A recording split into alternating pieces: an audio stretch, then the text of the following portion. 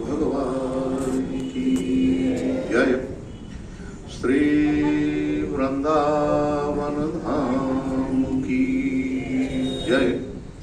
परम पूज्य श्री स्वामी जी महाराज की जय। श्री कृपा विलास आश्रम की जय। सभी संत भगवंत की जय। श्रीमद्भागवत महापुराण की जय। श्री व्यास नारायण भगवान की जय। श्री सुखदेव भगवान की जय। जय जय श्री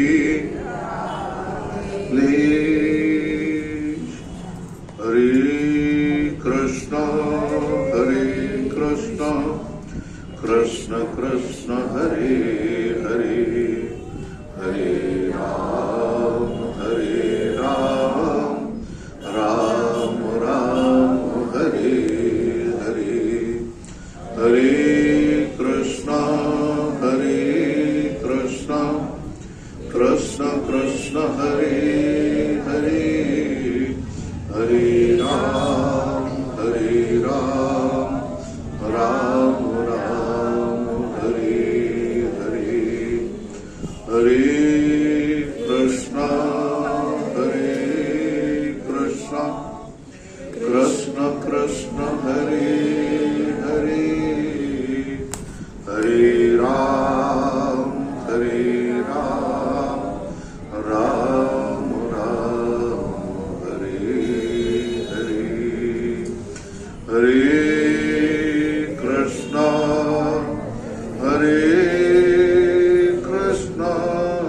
कृष्ण कृष्ण हरे हरे हरे राम राम राम हरे हरे। जय जय श्री राधारमण जय जय नवल किशोर जय गोपी चित चोर प्रभु जय जय माखन चोर। बोलिए वृंदावन बिहारी जय जय श्री राधे। अहर्निश वंदनी नित्य प्रति प्रातः स्मरणीय परम पूज्य श्री सद्गुरुदेव भगवान के युगल पाद पद्मों में साष्टांग प्रणाम। प्रातः स्मरणीय परम पूज्य महाराज श्री के युगल पाद पद्मों में साष्टांग प्रणाम। नारायण समुपस्थित व्यक्त अव्यक्त रूप से सभी संत भगवंत के युगल पाद पद्मों में साष्टांग प्रणाम। भगवद कथानुरागी सज्जनों एवं वात्सल्य रस की प्रतिमूर्ति भगवती मातृ शक्ति अकारण करुणा वरुणालय परात्पर परब्रह्म परमेश्वर जगद नियंता जगदाधार जगदीश्वर भगवान की अहेतुकी कृपा का फल है कि हम सब लोग दिव्याति दिव्य मधुराति मधुर परम रसमय दिव्य तेजोमय चिन्मय धाम श्री वृंदावन में प्रातः स्मरणीय परम पूज्य महाराज श्री की छाछ से भरा हुआ यह कृपा विलास प्रांगण उसमें प्रवेश कर उनके ही बाकी आराध्य गोपाल कृष्ण भगवान की वांगमयी प्रतिमूर्ति श्रीमद् भागवत महापुराण का नित्य स्वाध्याय के माध्यम से सत्संग लाभ प्राप्त कर रहे हैं। आइए नारायण, हम सब लोग अपने कथा के प्रसंग पर प्रवेश करते हैं और मन को लेके चलते हैं भगवान की भगवती भागीरथी कथा गंगा के प्रवाह पर। मां भगवती देवहूति द्रवित हैं, हाथ जुड़े हुए हैं, कपिल भगवान को सोच रहे हैं कि हम इनको क्या कहें। क्यों? क्योंकि सबसे पहले यह है कि उनके उपदेश से उनका मोह पटल भंग हुआ, जिसको उन्होंने गर्भ में धारण किया। बड़ी विलक्षण समस्या है। पुत्र है, इसको कैसे नकारें कि यह हमारे बेटे नहीं है। बहुत ध्यान से सुनना, यह जो प्रसंग है नारायण, अंतिम का यह प्रसंग बड़ा विलक्षण प्रसंग है। आप सोचिए, कोई भी माता पिता साक्षात भगवान ये कह दें कि हम आपके बेटे बनेंगे और बेटा बन के आ जाए, फिर भी उपदेश दें, सब कुछ हो जाए, आपका काम बन जाए, मोह खत्म हो जाए, लेकिन उसके साथ जब आप कृतज्ञता ज्ञापित करेंगी, हाथ जोड़कर कहेंगे, कृतज्ञता ज्ञापित करेंगे, तो आप बताइए भगवान मानेंगे कि या बेटे मानेंगे? एक समस्या है कि नहीं है? बोलिए। यहां देखकर भगवान कपिल नारायण, यहां भगवान का अंतिम वाक्य जो है नारायण, जो अंतिम शब्द है भगवान का, या इदम शृणुयादम्ब्य श्रद्धया पुरुषः सकृत् यो वा विधत्ते मत्चित्तः सहेति पदवीं च मे। हे मां, अब देखो, कपिल देवहूति मैया ने भगवान कपिल के सामने कह दिया कि हे प्रभु, स्वभृत संसार तरोह कुठारम। अब पहले इस विषय को समझें। मां सबसे पहले कहती है कि मैं आपका है, हे मां प्रभु, मैं आपकी शरण में हूं, स्वभृत्य, मैं आपकी सेविका हूं, मुझे मां मत कहिए, मां मत मानिए, मुझे तो आप अपने चरणों की दासी माने, स्वभृत्य, मुझे आप अपनी सेविका मानिए और मेरे को उपदेश कीजिए ताकि मैं इस संसार सागर से पार हो सकूं। क्यों? यह जो संसार सागर है, इसको पार करने के लिए नारायण, ये बड़ा विलक्षण समय है। गोस्वामी तुलसीदास जी कहते हैं, भव सागर जो पार जो पावा, राम कथा ताकर दृढ़ नावा। भव सागर चह पार जो पावा, जो भव सागर से पार जाना चाहता है। मां देवहूति भी कह रही, प्रभु स्वभृत्य संसार तरो कुठा, यह संसार सागर है, इस संसार सागर से पार जाने के लिए आप मुझे नौका के समान हैं। अगर संसार वृक्ष है तो आप उसको काटने के लिए कुल्हाड़ी हैं, और अगर सागर है तो आप उसको पार करने के लिए नौका के रूप में मेरे सामने आए हैं। संसार को सागर कह रहे हैं, क्यों? समुद्र दिखाई देता है, समुद्र का जल कभी गंदा नहीं होता। होता है? बोलो, आपने कभी सुना है समुद्र मैला हो गया, मटमैला हो गया? अच्छा, समुद्र में सुना बाढ़ आई है?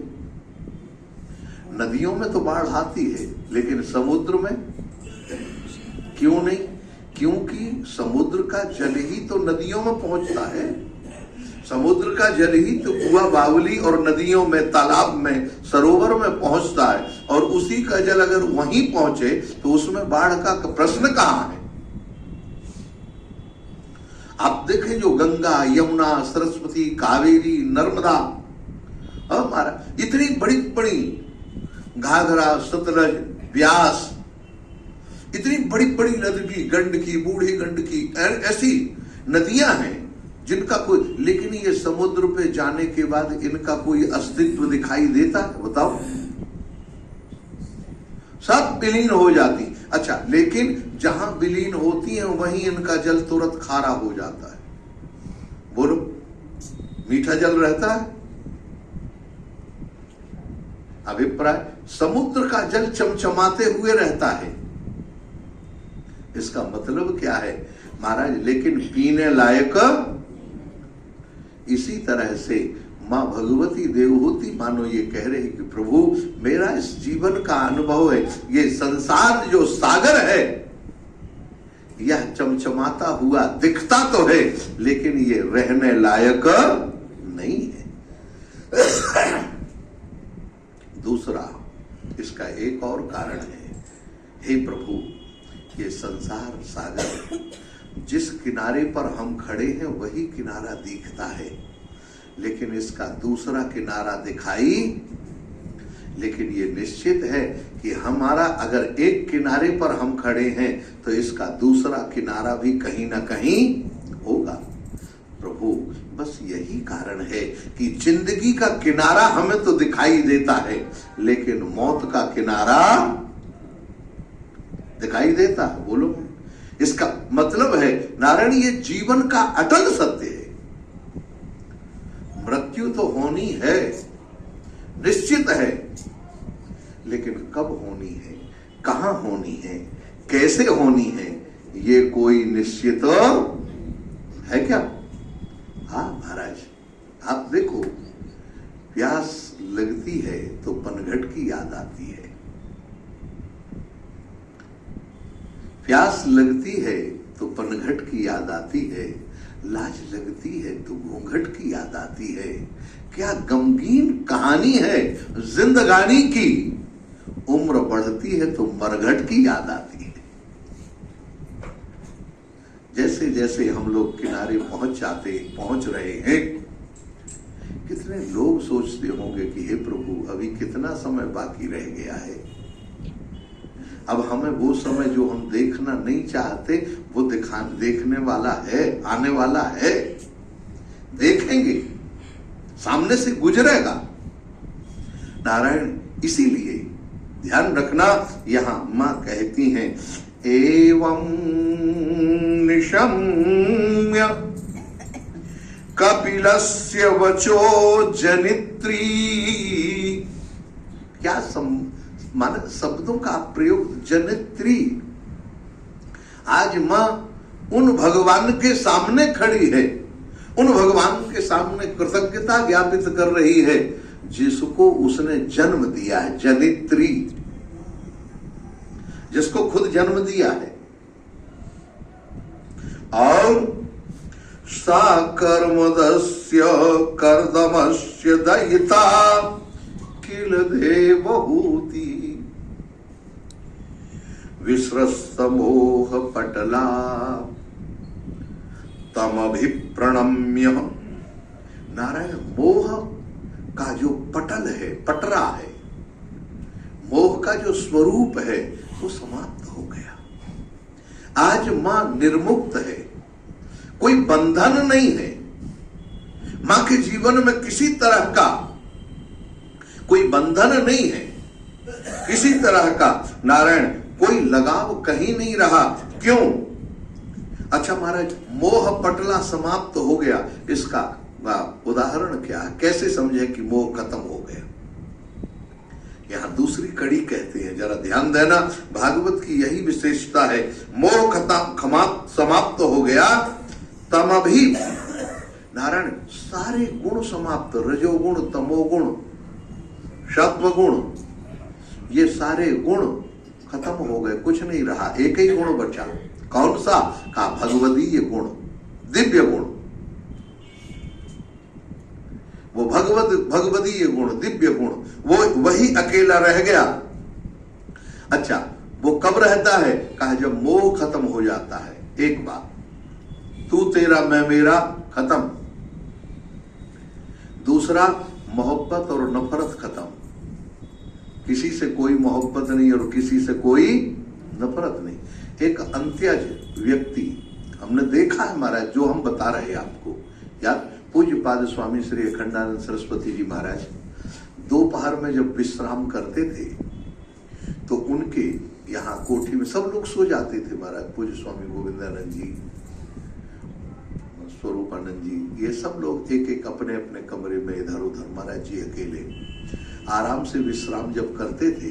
दोपहर पंखा चलता रहता था महाराज जी के यहाँ, आराम मस्ती से महाराज जी बिल्कुल उघाड़े महाराज, हाफ कटी वस्त्र पहने हुए लेटे हैं। उसी समय मौका देख के ठीक दोपहरी में एक अंतर जाता था महाराज, गंदा, बिल्कुल गंदा। उसका स्वरूप देखें, पसीना से लथपथ बदबू, और वो आके महाराज जी मोटे ताजे थे, पेट बढ़ा हुआ था महाराज, उनके पेट में गर्दन रख के सो जाता था और महाराज जी उसके ऊपर हाथ रख लेते थे, पेट पे ही सो जाता था। लोग आते थे, डांटते थे, रोता हुआ भागता था। मैं क्या बताऊं कैसे? महाराज जी कहें जब कोई नहीं रहे तब तुम आ जाए करे, कोई बात नहीं। इसका ये नाम है विश्रस्त मोह पटला। किसी के प्रति कोई लगाव, भेदभाव नहीं रहा, कोई भेदभाव नहीं। कोई भी आए सबको गले लगाने के लिए वो तैयार हो जाते हैं महाराज। एक भगवदीय गुण बचता है, और वह गुण कैसा है? कहा उसका पहला चरण है मोहब्बत और नफरत खत्म हो जाती है। दूसरा चरण तुष्टाव, वह संतुष्ट हो जाता है। वो संतोष रहता है उसके जीवन में। किसी तरह की उधेड़ बुन, ये पाना है, ये नहीं पाना है, नारायण, ये सब उसके जीवन में नहीं रहता। किसी एक ने बहुत बढ़िया बात कही है, खुश नसीब वो नहीं है जिनके नसीब अच्छे हैं। खुश नसीब माने भाग्यवान, बड़े भाग्यशाली वो नहीं है जिनके भाग्य अच्छे हैं। उनको नहीं कह रहे, खुश नसीब वो नहीं है जिनके नसीब अच्छे हैं। अरे महाराज, खुश नसीब तो वो हैं जो अपने नसीब पर खुश हैं, जो अपने भाग्य पर खुश हैं। परमात्मा ने हमें जैसा दिया, जहां हैं, जैसे हैं, जिस स्थिति में हैं, हम आनंद से हैं। हमारे जीवन में कोई लगाव नहीं है। जीवन में किसी से, नारायण, किसी के प्रति, सबके प्रति दया, मैत्री, करुणा, ये हमारे हृदय में भरी हुई है, तो समझ लेना कि भगवान की कृपा है। भगवान कृपा किए हुए हैं। इसीलिए यहां कहा विश्रस्त मोह पटला तमभि प्रणम्य तुष्टाव तत्व विषयांकित। तुष्टाव, अंदर से संतोष, ऐसा संतोष। आप विचार करो, संतोष भी वो चीज है महाराज, धैर्य। संतोष में सबसे पहले धैर्य आता है, धीरज होता है, उतावलापन नहीं। और किसी के प्रति देखकर ईर्ष्या नहीं होती, चाहे कोई कितना हो। आप जरा विचार करें, श्री सुदामा जी महाराज जो भगवान श्री कृष्ण के साथ पढ़े हैं। आज का पंडित 2 अक्षर जानता है महाराज, और उसको देखो, बहुत धोती बगलबंदी महाराज तिलक और क्या महाराज क्या कहने। हाँ, वो समझता है कि दुनिया में महाराज हम ब्रह्मास्त्र मेरे बराबर विद्वान कोई नहीं है। अच्छा, और भगवान की कृपा से उसको मिलता भी खूब है।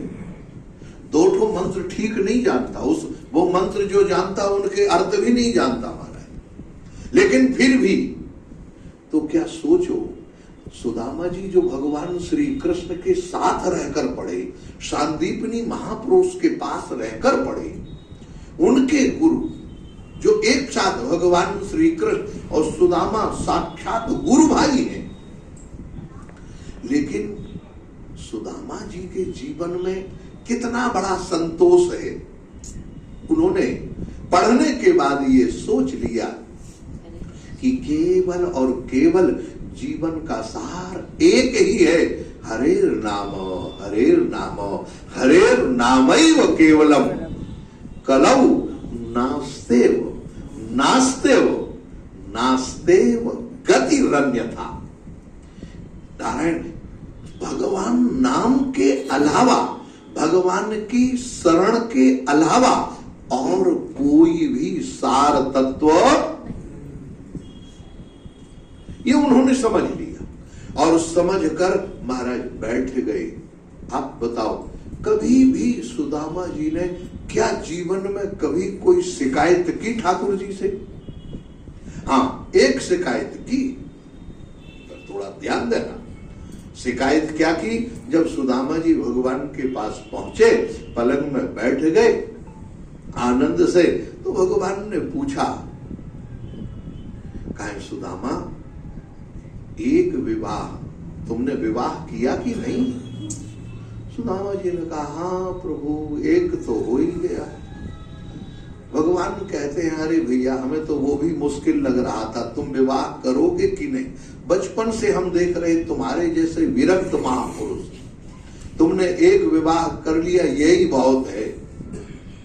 सुदामा जी ने कहा, प्रभु, और ये सब कहें, ये सब आपके चरण दासी हैं। भगवान श्री कृष्ण ने कहा, सुदामा ने कहा कि महाराज, ये सब इतनी रानियां, ये सब यही द्वारिका में रहने वाली, ये सब आपकी कौन है? कहा, नहीं नहीं, ये सब आपकी चरण दासी है महाराज। मतलब बस आप समझ लीजिए।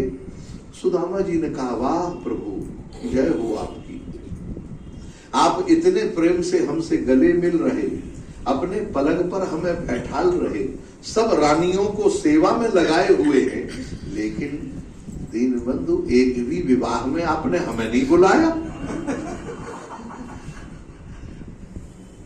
एक भी विवाह में आपने हमें नहीं बुलाया।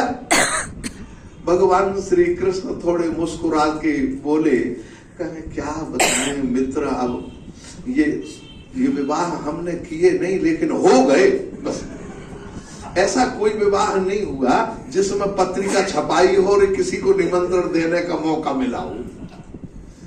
महाराज, दोनों ये जो बातें हैं, ये विनोद भरी बातें भगवान के साथ नारायण वही कर सकता है जिसके जीवन में संतोष हो, जिसके जीवन में गंभीरता हो, जिसका जीवन आनंद से खिला हुआ हो, भरा हुआ हो, जो तत्व का जानकार, तत्व माने भगवान के स्वरूप को जिसने जान लिया, उसको कहते हैं तत्व।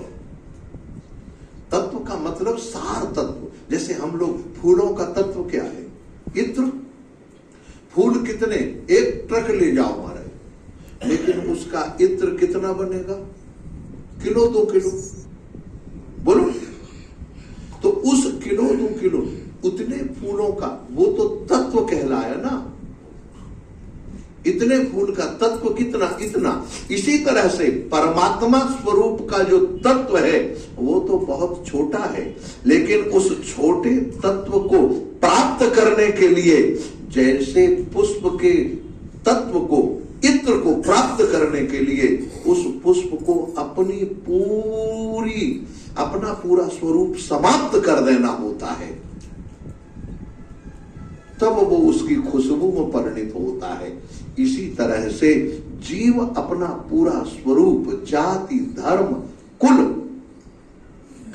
नारायण वर्ण आश्रम अंत में सब कुछ अलग करके केवल भगवान का जब हो जाता है तब उसे वो तत्व प्राप्त होता है। नारायण, तो ऐसा वह महापुरुष, इसीलिए कहा तुष्टाव तत्व विषयांकित सिद्ध भूमि।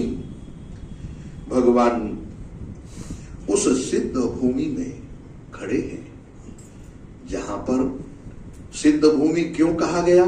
कहा यह साधारण भूमि नहीं है। जिस भूमि के ऊपर कर्दम जी को भगवान ने साक्षात दर्शन दिया, उसी भूमि के ऊपर कर्दम जी को भगवान ने कहा था मैं तुम्हारा पुत्र बनूंगा।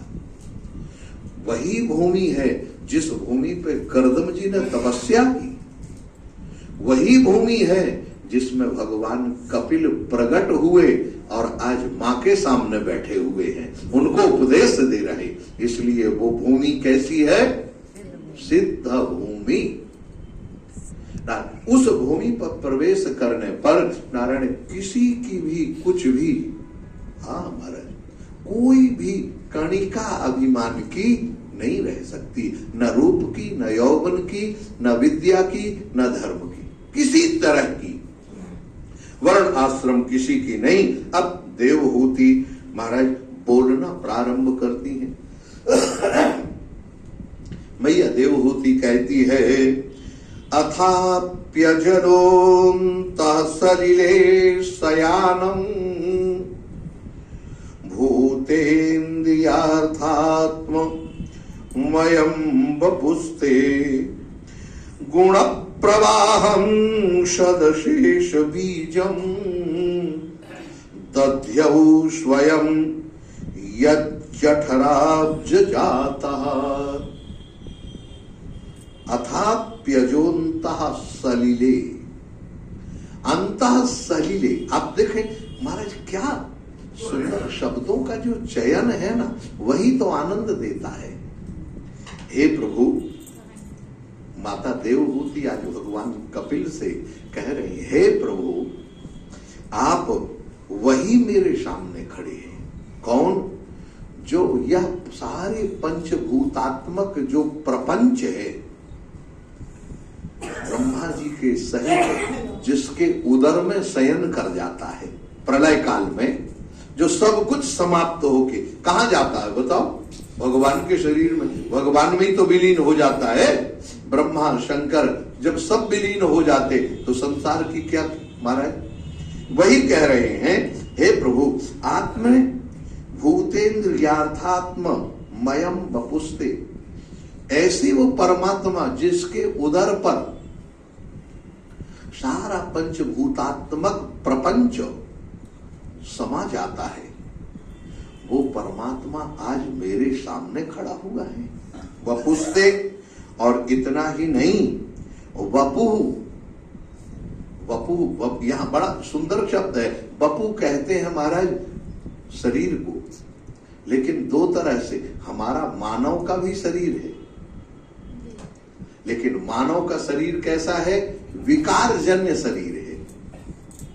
मानव के शरीर से सारे विकार निकलते हैं। आपने देखा होगा, आंख से विकार निकलता है कि नहीं?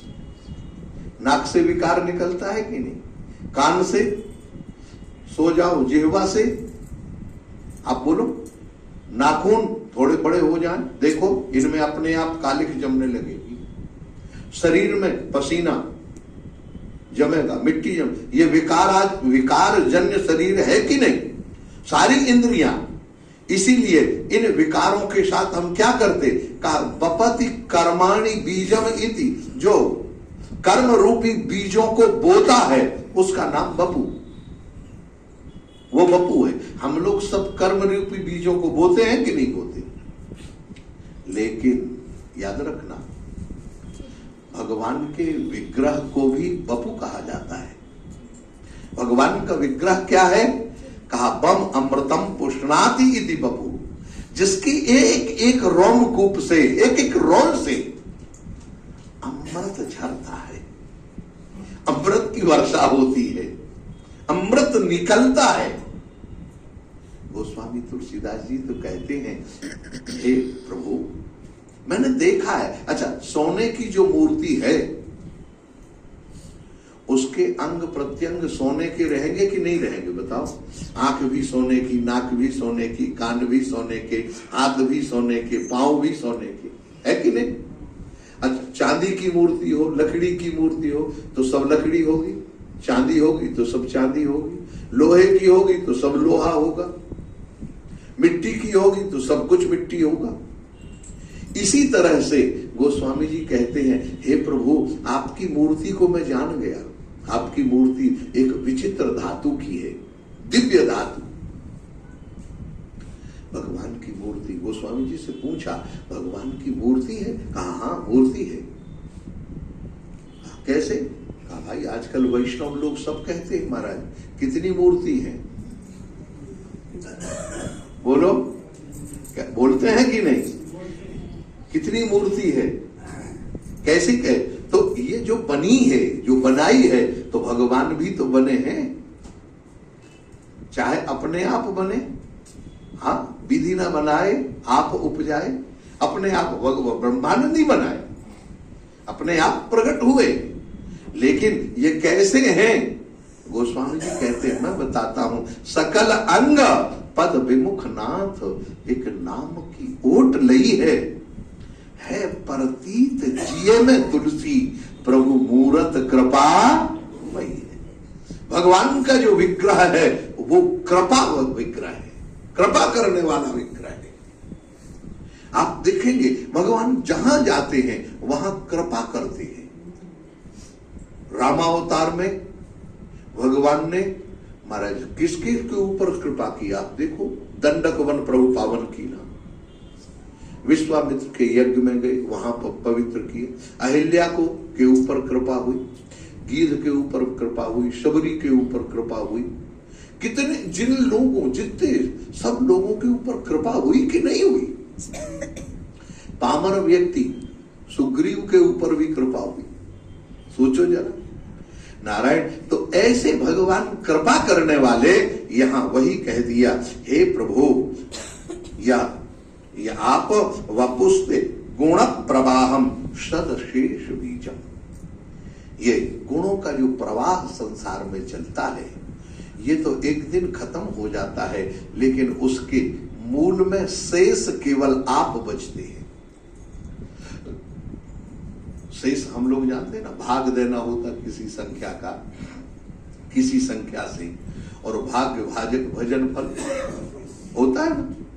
एक तरफ भागित संख्या लिखी जाती है, एक तरफ भजन फल लिखा जाता है, एक तरफ जिस संख्या का भाग देना होता है वो लिखा जाता है, फिर उसको हम भाग देते हैं।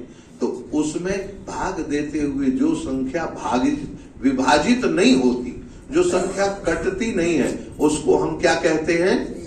शेष। तो वही शेष कौन है? कहा प्रभु इस जगत के कट जाने के बाद भी, जगत समाप्त हो जाने के बाद भी केवल आप शेष रह जाते हैं।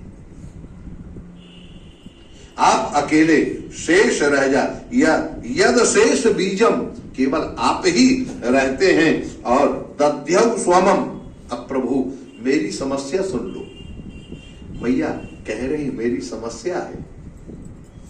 मानो कपिल देव भगवान ने कहा, मैया अभी तो कह रही थी विसृष्ट मोह पटला, अभी मोह खत्म हो गया, अब ये दूसरी समस्या क्या हो गई? कहा नहीं प्रभु वो मोह नहीं है। क्या मोह है? कहा ये जो जगत का पालनहार है, जगत का स्वामी है, जगदीश कहलाता है, जिसके उदर के अंदर सब कुछ है, ब्रह्मा विष्णु महेश सब जिसके जगत के अंदर, जिस प्रभु के अंदर निवास करते हैं, वही प्रभु आज दध्यौ स्वदम यद जठराब्जो जाता, आज वही परमात्मा मेरे उदर से प्रकट हुआ है, मैं कैसे भूल जाऊं? देखो भाई, मां तो मां है, एक बात ध्यान रखना, मां के हृदय पर जो ममता रहती है वो गॉड गिफ्ट है, परमात्मा के द्वारा दी गई है, और वो ममता खत्म नहीं होती, याद रखना। लेकिन बस उसका परिवर्तन हो जाता है। क्या होता है? परिवर्तन हो जा। वो ममता जो अपने महाराज परिवार से, लोगों से, जगत के लोगों से करती है, वह सारी ममता भगवान से जब होने लग जाती है तो वह प्रेमी बन जाती है, प्रेमिका हो जाती है परमात्मा की। नारायण जैसे मीरा सब कुछ छोड़कर, क्या मीरा के पास प्रेम नहीं था क्या? या मीरा के पति नहीं थे, परिवार नहीं था, सब कुछ था, लेकिन सबके साथ मीरा ने कभी द्रोह किया क्या? बोलो, मीरा ने कभी कोई आंदोलन किया? लेकिन नारायण भगवान मीरा को बचाते हुए आगे लेके निकल गए। आज वही मीरा जगत में, सारे हृदय में, सबके हृदय में विद्यमान है। कौन? कहा मीरा। कौन मीरा? कहा वही मीरा जो भगवान को कहती थी, मेरे तो गिरधर गोपाल दूसरों न कोया। ये मेरे गिरधर, तो वही परमात्मा मेरे जगत में, मेरे उदर में महाराज रहे और मेरे, मैं उनकी मां हूं। ये मैं कैसे भूल सकती हूं? हे प्रभु, सा एव विश्वस्य भवान विधत्ते गुण प्रवाहेण विभक्त बीजा सर्गाद्यनीहो वितताभिसंधि रात्मेश्वरो तर्क सहस्र शक्ति। हे प्रभु, देखो महाराज, सबसे बड़ी बात मैं आपको बताऊं, थोड़ा बहुत न्याय भी हमने देखा है और नैयायिकों को भी हम देख रहे हैं। हमारे कई मित्र हैं जो नैयायिक हैं, कई मित्र हैं अच्छे व्याकरणी हैं, कुछ वेदांती हैं, बड़े बड़े महापुरुष ठाकुर जी कृपा से। लेकिन हम देख रहे हैं उनकी जो तर्क बुद्धि है हर जगह।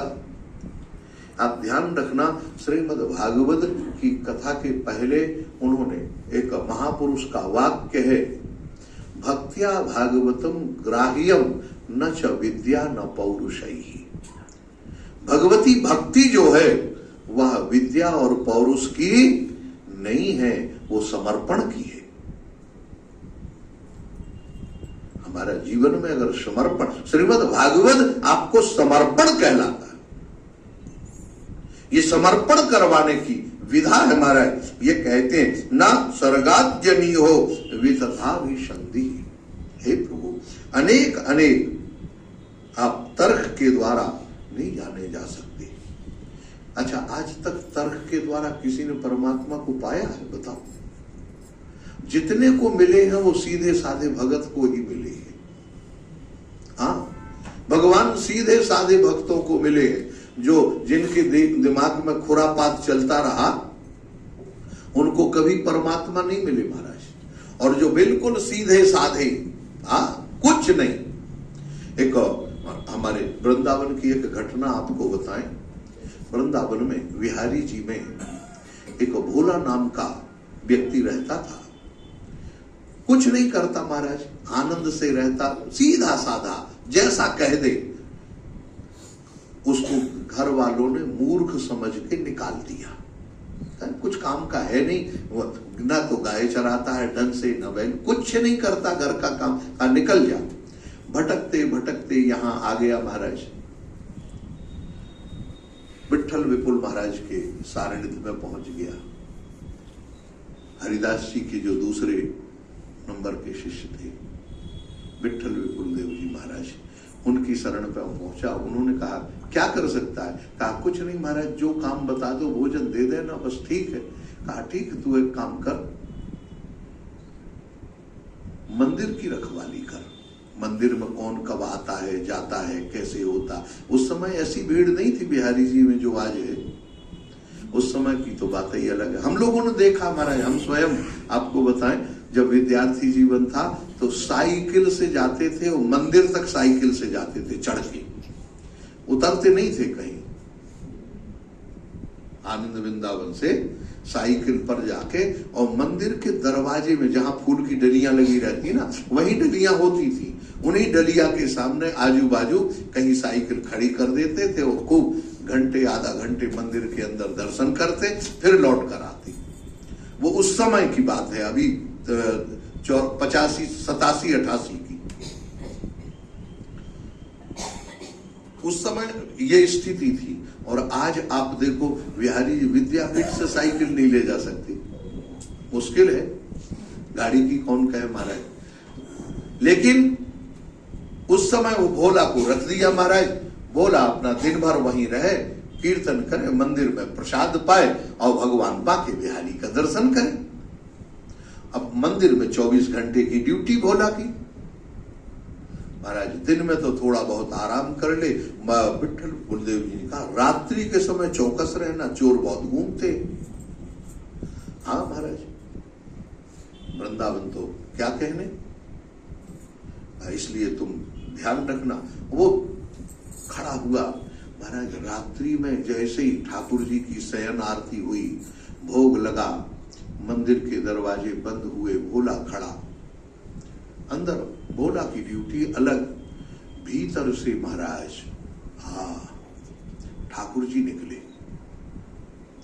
ठाकुर जी निकले भीतर से, और भीतर से जैसे ठाकुर जी निकले, महाराज किशोरी जी निकली, फिर और अन्य सखियां निकली बांके बिहारी मंदिर से, अकेले नहीं निकले और चले महाराज। अब भोला ने देखा महाराज, देख के उसकी आंखें तो पटी की पटी रह गई, आश्चर्यजनक वो देखे। और लाठी लिए, लाठी लेके सामने भोला खड़ा हो गया। कहां जा रहे हो? जो ऐसा कहा। ठाकुर जी ने कहा भैया आप काऊ से कहियो मत, मैंने अब हाल आऊं, दिन भर तो कहूं घूमे ना मिले, खड़े खड़े परेशान है जाए, ने चल फिर आऊं, तू कुछ कहियो मत, हम तो प्रसाद देंगे। उन्होंने कहा ना, मैं देखूंगा। कहा चल तुझे देखना है तो तू चल मेरे साथ। ठाकुर जी भोला को ले गए महाराज निधि वन, और वहां अपने दिव्य रास का दर्शन कराया और लेकर आए। कहा चलो भोला, सुबह हो गया, मंदिर खुलने का समय है। आए महाराज, और पुजारी जी ने सवेरे सवेरे 5 बजे घंटी बजाना शुरू कर दी। अब महाराज भोला लाठी लेके दौड़ा, पागल है तो क्या पता, रात भर जी तो नाचे, अब वो कहा जाने की क्या है, रात भर निधि वन में नाचे। और अभी आए तो ने आराम न करन देगो का। अब महाराज कहा प्रमाण क्या है, कैसे मालूम? कहा महाराज किशोरी जी के जो गले में हार था उसका एक मोती उसके पास था। बोला कहा ये देख लो, ये प्रमाण है। महाराज वहां के मालिक के आंखों में आंसू आ गए। कहा बोला तू मंदिर की रखवाली के लिए नहीं है बेटा, तू तो ठाकुर जी की सेवा के लिए है, तू सेवा का अधिकारी है। ठाकुर जी ने उसे अपनी सेवा में रख लिया। आप जरा सोचो, हरिराम व्यास जी महाराज, मैं आपको बताऊं, हरिराम व्यास जी त्रिकाल संध्या, वृंदावन आने के बाद भी त्रिकाल संध्या वंदन करें। देखें भगवान का, एक दिन निधि वन में पहुंच गए, ठाकुर जी ने दिव्य रास का दर्शन कराया, और रास का दर्शन करते करते महाराज रास करते हुए श्री किशोरी जी के पैर का घुंघरू टूट गया, पायल टूट गई, उसका एक घुंघरू निकल गया।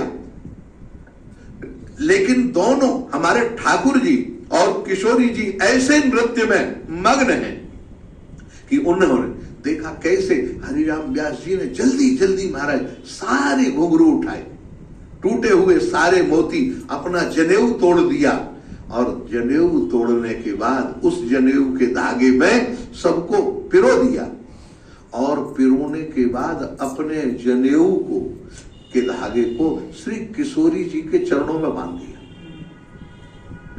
महाराज रास जब पूरा हुआ, ठाकुर जी ने देखा, महाराज व्यास जी से कहा, व्यास ये क्या किया तूने, ब्राह्मणत्व नष्ट कर दिया। ब्राह्मण होते हुए ब्राह्मण कभी कोई जनेऊ तोड़ता है? महाराज व्यास जी के आंखों में आंसू आ गए। जुगल किशोर के उपासक, हे किशोर जी, हे ठाकुर जी, जिंदगी भर जनेऊ का बोझ ढोया, लेकिन आज वो बोझ ढोना सार्थक हो गया। ये है भक्ति की स्थिति। नारायण, मैं इसीलिए कहता हूं परमात्मा हमेशा हमारे जीवन में भक्ति आने का मतलब है, सत्संग सुनने का मतलब है हमारा जीवन सरल होना चाहिए। अगर सरलता नहीं आ रही है, विश्वास नहीं बन रहा है, तो नारायण हमारे जीवन में अभी भक्ति नहीं आई। तर्क के द्वारा परमात्मा को नहीं पाया जा सकता। परमात्मा जिसको भी मिले हैं नारायण सहज में मिले हैं, सरलता में मिले हैं। नारायण यहां एक और दूसरी बात, कथम नु यस्योदर एष जा स ए त्वं भ्रतो मे जठरेण नाथ कथम नु यस्योदर एतदासी विश्वम युगान्ते वटपत्र एका शेते स्म माया शिशुरंघ्रि पाना। तीसरा, मां देवहूति आंखों में आंसू आ गए, हाथ जुड़े हुए कपिल भगवान के सामने कहती है, हे प्रभु सत्वं भ्रतो में, मैं आपकी शिष्या हूं, लेकिन आप भी मेरे पुत्र हैं, मैं कैसे भूल जाऊं। मैं जठराब्ज जठरेण नाथ, हे नाथ आप मेरे उदर में रहे हैं, मैंने आपको गर्भ में धारण किया है, मैं कैसे भूल जाऊं। इतना ही नहीं, कथम नु यस्यो दर एतदासी, मेरे उदर में आप रहे, लेकिन वो परमात्मा आज जो मेरे सामने मेरे उदर में जो परमात्मा रहा वो कौन है, उसका परिचय मां देवहूति दे रही है। क्या दिव्य परिचय है, ऐसा दिव्य परिचय नारायण आपने कभी, हाँ कहते हैं वो कौन है, कसे देह विश्वम युगान्ते, जब यह सारा विश्व भगवान की शरण में चला जाता है, मतलब नारायण इस सारे संसार का जब अंत हो जाता है, सारा संसार जब भगवान में लीन हो जाता है, लेकिन वो परमात्मा कहां क्या करते हैं उस समय, कहते हैं वो परमात्मा कारणवारी में रहते हैं, और उस कारणवारी जल में क्या होता है कि हमारा एक वटवृक्ष प्रकट होता है। उस वटवृक्ष के एक पत्ते पर हमारे ठाकुर जी प्रकट होते हैं। यहां लिखा हुआ हमारा विश्वम युगान्ते वटपत्र एका, एक बरगद के वृक्ष के एक पत्ते पर ठाकुर जी होते, सेते स्म माया, नारायण सारी माया को अपने उदर में समेट लेते हैं। लेकिन इसके बावजूद भी वो परमात्मा क्या करते हैं, नारायण वो परमात्मा कहते हैं माया शिशु रंघ्रि पानः, जो सारे जगत को जिनकी माया से भूला फिरा हुआ है, भूल जा, वो परमात्मा उस माया को समेट लेते हैं। फिर क्या करते हैं, भगवान के सामने एक समस्या आती है, जब तक संसार रहता है सब लोग तो महाराज भक्त हो अभक्त हो परेशानी में हो कैसे भी हो, कोई ना कोई वो एक ही कहता है, हे प्रभु आपका चरणामृत मिल जाए, आपका चरणोदक मिल जाए, आपके चरण कमल मिल जाए, आपकी चरण रज मिल जाए, आपके चरणों का दर्शन हो जाए, जो कुछ हो रहा वो चरणों की कृपा से हो रहा। भगवान ने कहा कमाल है, मेरे चरण और मेरे चरण में क्या जादू है मैं ही नहीं जानता, मेरे चरण है और मैं ही नहीं जानता, इन चरणों की बड़ी विलक्षण स्थिति है। आप देखें भगवान कहते हैं मेरे चरण मुझे ही नहीं पता है, क्यों अगर मेरे चरण में ताकत होती और मुझे मालूम होता तो हमारे गुरु विश्वामित्र को नहीं कहना पड़ता चरण कमल रज चाहती कृपा करहु। हाँ जी, विश्वामित्र ने कहा हे रघुवीर ये अहिल्या आपके चरण रज चाहती है।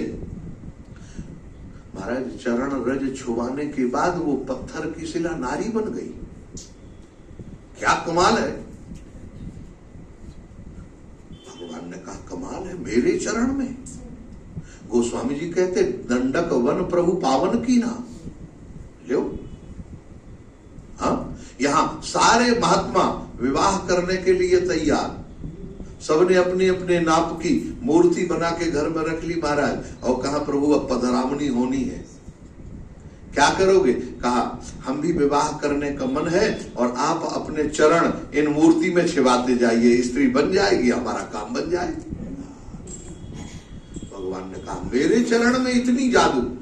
भगवान सोचे इस चरण की परीक्षा लेनी पड़ेगी। कब परीक्षा ले? सारा संसार महाराज उदर में भगवान के, सारा संसार जब उदर में हो गया, लीन हो गया, अब सोचा कोई नहीं देख रहा, कुछ बचा नहीं, तो क्या करे? पटस्य पत्रस्य पुटे शयानम, उस बरगद के वृक्ष में भगवान प्रकट हो गए।